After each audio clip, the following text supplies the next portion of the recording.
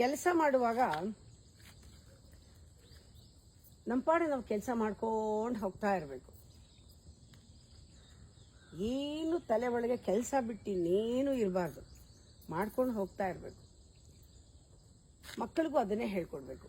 ನೀವು ಓದದೇ ಇರಬೇಡಿ, ಕಷ್ಟಪಡಿ, ಓದಿ.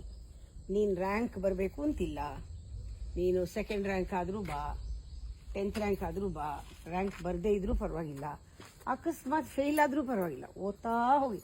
ನಿಮ್ಮ ಪಾಡಿಗೆ ನೀವು ಮಾಡೋ ಎಫರ್ಟ್ ಹಾಕ್ತಾನೇ ಇರಿ. ಯಾವತ್ತೂ ಒಂದಿನ ನಿಮಗೆ ಗೊತ್ತಾಗತ್ತೆ ಇದು ಏನು ರಹಸ್ಯ ಅಂತ.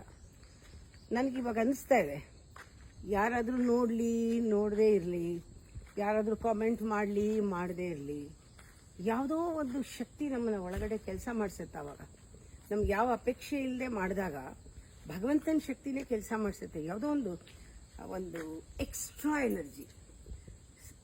ಎನರ್ಜಿ ಅಂದರೆ ಡಿವೈನ್ ಫೋರ್ಸ್.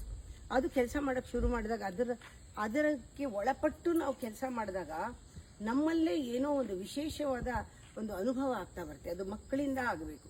ಯಾಕೆಂದರೆ 5 ವರ್ಷದ ಒಳಗೆ ಮಕ್ಕಳು ಕಂಪ್ಲೀಟ್ ಅವ್ರ ಸಬ್ಕಾನ್ಷಿಯಸ್ ಮೈಂಡ್ನ ವೈರಿಂಗ್ ಆಗ್ತಾ ಇರುತ್ತೆ. ಆಮೇಲೆ ಅವ್ರು ಕಲಿಯೋದು ಏನೂ ಇಲ್ಲ, 1% ಇಲ್ಲ. ಅವ್ರು ಕಲಿಯೋ ಎಲ್ಲ 5 ವರ್ಷದ ಒಳಗೆ ಕಲಿತಾರೆ. ಅದಕ್ಕೆ ಆ ಮಕ್ಕಳಿಗೆ ಹೇಳ್ಬೇಕು, ನೀನೇನು ಮಾಡ್ತೀಯ ಖುಷಿಯಿಂದ ಮಾಡು.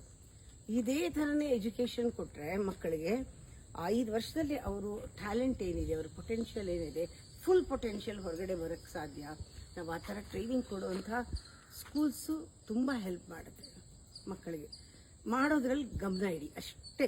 ಪ್ರತಿಫಲ ಅಪೇಕ್ಷೆ ಕಂಪ್ಲೀಟ್ ಇಲ್ಲದೆ ಮಾಡೋ ಹಾಗೆ ಮಕ್ಕಳಿಗೆ ಟ್ರೈನಿಂಗ್ ಕೊಟ್ಬಿಡ್ಬೇಕು. ಯಾಕೆಂದರೆ ಅವರಿಗೆ ಪ್ರಶಂಸೆ ಬೇಡ, ಏನು ಅದರಲ್ಲಿ ಏನಿದೆ ಅಂತ ಅದನ್ನು ಡೈರೆಕ್ಟಾಗಿ ಹೇಳದೇ ಇದ್ದರೂ ಅವ್ರು ಎಂಜಾಯ್ ಮಾಡಿಬಿಡ್ಬೇಕು ಕೆಲಸದಲ್ಲಿ. ಅವಾಗೆಲ್ಲ ಫ್ಯಾಂಟಾಸ್ಟಿಕ್ ಆಗಿ ಅವರು ವ್ಯಕ್ತಿತ್ವ ವಿಕಾಸ ಆಗುತ್ತೆ.